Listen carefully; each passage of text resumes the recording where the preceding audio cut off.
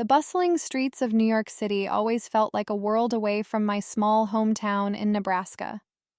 The towering skyscrapers, the endless sea of yellow taxis, and the ceaseless energy of the city were overwhelming at first, but they soon became my life. The city became my muse and my home. But despite all its grandeur, it was under the city lights that I found something even more extraordinary: love. I was a struggling artist, trying to make a name for myself in the competitive art scene of Manhattan. My days were spent at a tiny, dimly lit studio apartment, hunched over my canvas, trying to capture the essence of the city on my canvas.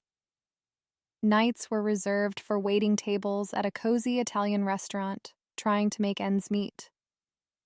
The city had a way of making you feel both insignificant and alive all at once.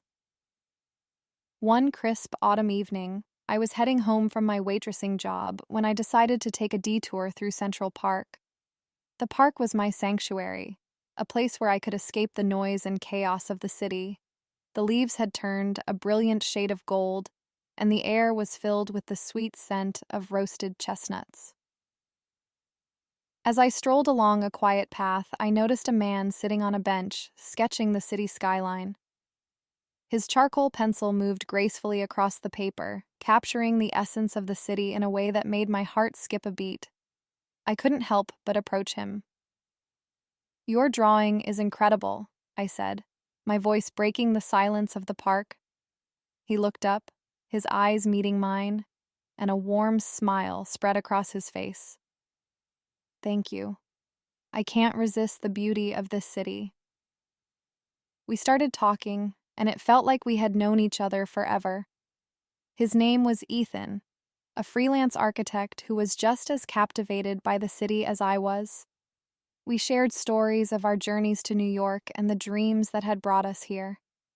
It was as if we were two lost souls who had finally found each other in the vastness of the city.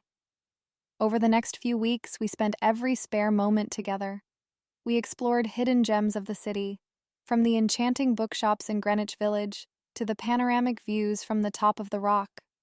Our connection grew stronger with each passing day, and it wasn't long before I found myself falling in love with him, with the city, and with the idea that sometimes in the most unexpected places, you find the most extraordinary love.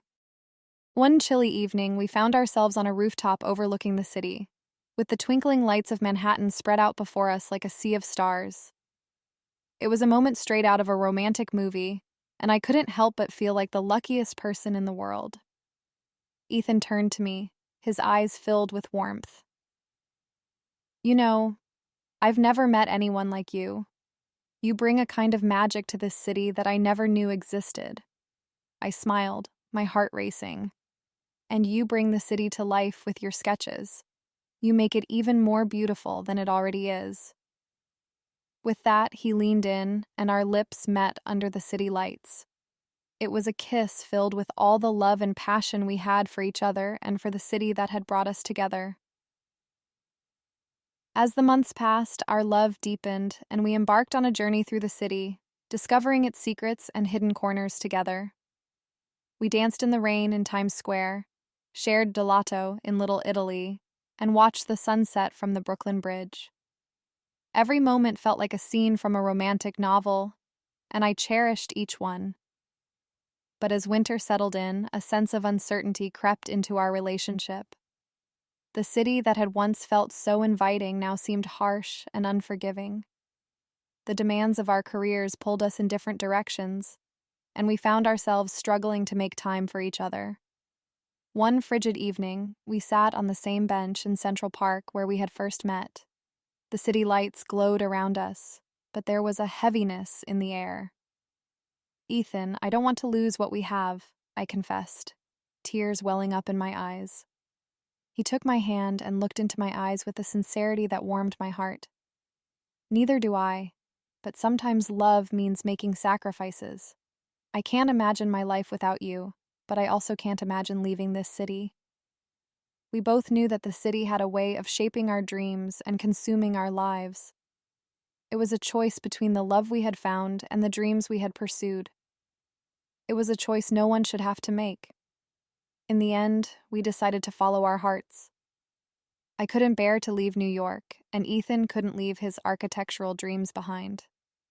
We parted ways, but our love remained, an indelible mark on our hearts. Years passed, and we both found success in our respective fields.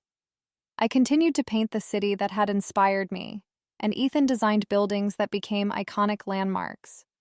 But no matter where life took us, the love we had shared under the city lights remained a cherished memory.